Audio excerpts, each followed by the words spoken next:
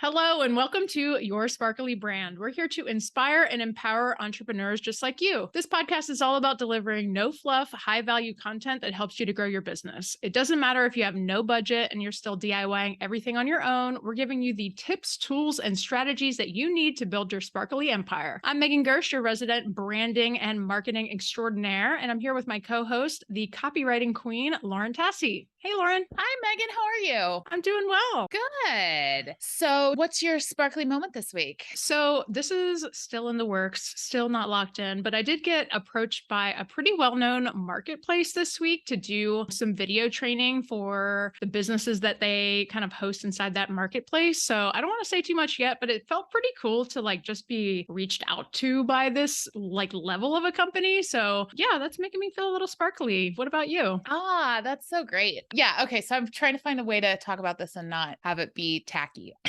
I kind of mentioned this to you in real life the other day, but an attorney sent me an email that said I was infringing on their clients' copyrights, not copywriting, but by using the term copywriting for creatives on my website. And I basically read the email and was like, that doesn't sound right to me. Like, you can't just pick random words and trademark them and then go up to people and go, you can't use these words. That's not how that stuff works. I'm lucky enough. My parents are both attorneys. And then also my husband's mother and stepfather are attorneys. So I have access to lots of free legal advice. And so I basically sent this email to my mom and I was like, this is BS, right? She's like, yeah, this is BS. She looked it up and did some research for me and was like, yeah, then you can't just do this. So one, it makes me feel good that somebody feeling a little bit threatened by the fact my website just exists and ranks for some words on SEO. And then the other reason I wanted to share it is just because if anybody else is ever in this situation and you get a letter from a lawyer and you're like, I don't know about this, don't just back off, right? And the words that were used on my website, not even prominently featured, I don't really care. If I was infringing on trademark, I would have taken them down. But I just think that we shouldn't just all back off just because a lawyer says something.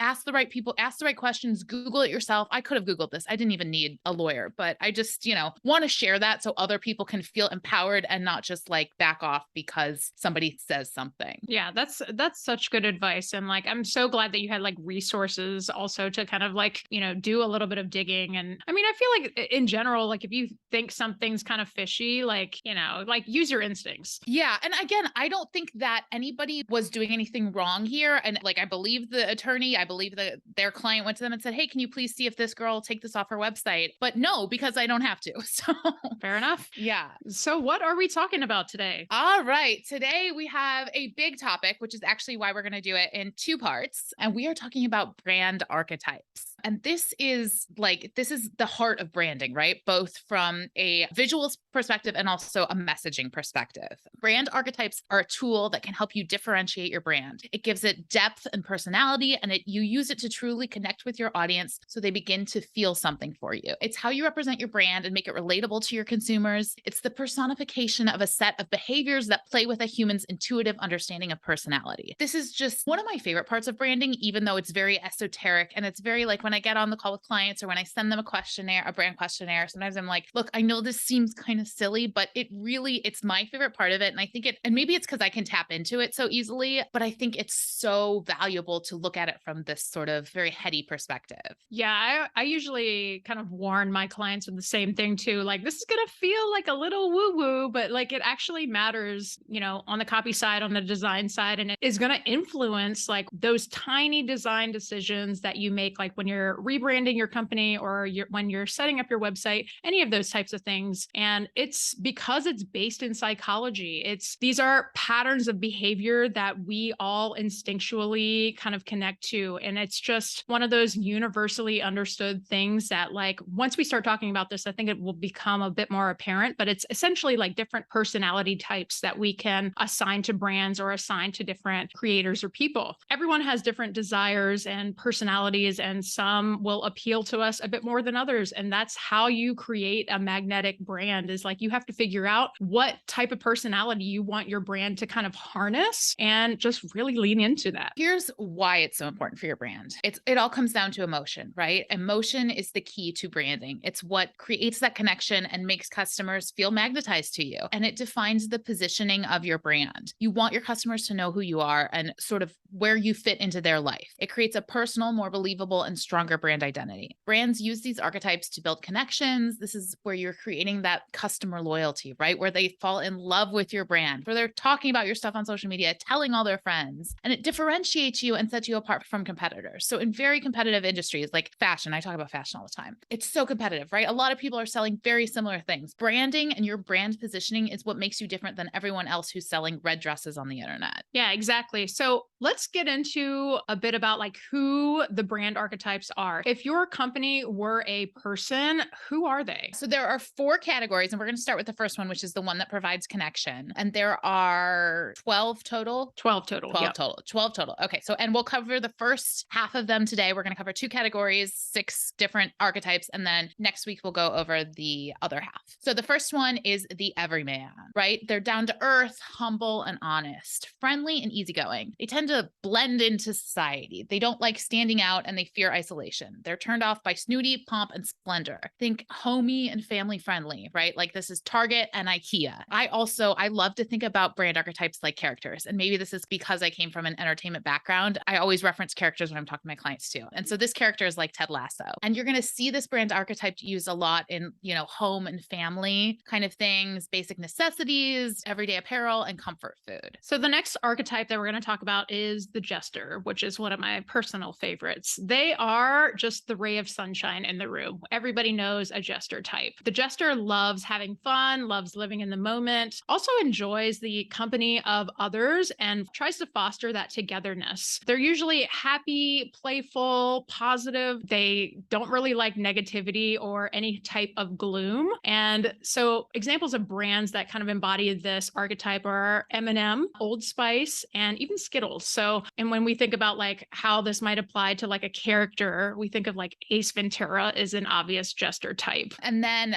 the third connection archetype is the lover, right? They tend to be emotionally and physically driven. They want to be desired, loved, and attractive. They like sensual things, soothing, empathetic. You tend to find it in luxury too. They want the finer things in life. They're not the invisible wallflower rejected kind of person. And again, these are brands like Chanel or Victoria's Secret, a character like Marilyn Monroe. And you'll find these again, beauty, cosmetics, luxury, and wine. These industries where like you really are selling that lifestyle more than, a lipstick. Absolutely. So let's move on to the next kind of section where we're exploring some different archetypes that really provide structure. So the first of these is the creator, which I think is like the one that I identify with the most. Basically, they are archetypes that always want to create something new and exceptional. They usually have a vision for how they want to express themselves to the world. They really value imagination. They value originality and innovation as well. So they like to take chances. They like to be inspirational to their audience, as well as they don't love the idea of anything bland, boring. I feel like I talk about this on my channel all the time. So I'm just like, this is me. But when it comes to brands that embody this archetype, I want to think about brands like YouTube, Apple. When it comes to the character, like Tony Stark is like a perfect example of this. And it is really, really prevalent in industries like the arts, design, and even IT. And so the next one is the ruler. They're authoritative, intimidating, and in control. They're refined and articulate, right? This is a brand voice that's really going to be like succinct. There's not a lot of excess anywhere. It's all about prosperity, success, and being on the top of the food chain. They don't like failure, weakness, or insignificance. Some of these brands would be like Rolex, Louis Vuitton, Mercedes-Benz. Again, if you from a copy perspective, if you think about that, it's always the copy is so minimal. Characters like Miranda Priestly from The Devil Wears Prada, right? She's super short, she's super succinct. And industries like luxury cars, hotels, and designer goods. The next archetype is the caregiver. So the caregiver is just what it sounds like. They're a warm, caring, reassuring personality. They are pretty selfless in the actions that they take, and they always try to put others before themselves. So they try to gear their actions towards the greater good. This is very much a motherly type figure, so they can make you feel protected and safe. We're taking a look at like UNICEF and Toms, or even when it comes to characters, like Mary Poppins is like a great example of this. So this is often an archetype that we see in the elderly care type industries, nonprofits, and healthcare. So that's your first taste of brand archetypes. I know, Meg, you said you're a creator. Is that that's you, you're all in on that one? Or do you think you're maybe a little bit of a few other ones? Where are you standing with what we've presented? So that's the one that's sticking out for me, that of the ones that we presented, but there is another one that we haven't covered yet that I definitely resonate with as well. So you'll have to tune in next week for the other archetypes. Yeah, I'm in the same boat. I